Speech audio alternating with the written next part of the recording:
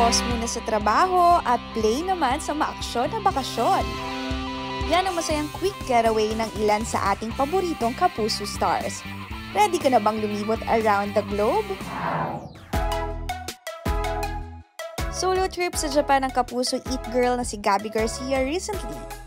Sa kanyang samut-saring Japan photos, makikitang na-enjoy ng aktres ang kanyang biyahe sa Land of the Rising Sun ng mag-isa. Ilan sa kanyang napasyalan ay ang pamosong Osaka Castle, Dotonbori, Inari Shrine, Arashiyama's Bamboo Forest, at marami pang iba.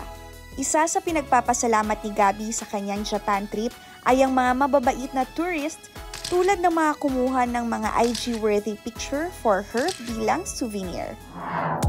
Toronto with love. Yan ang caption ng IG video ng Kapuso Sweethearts na sina Julian San Jose at Raver Cruz. Nakapamasyal ng magkasama ang Juliverse sa Canada para sa special show para sa ating mga kapuso roon.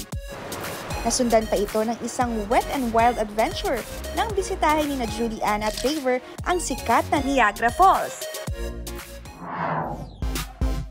Hindi rin magpapahuli ang Juliver pagdating sa TikTok Dance Challenge nang sayawin nila ang Jungkook hit na 7 sa Toronto landmark na CN Tower.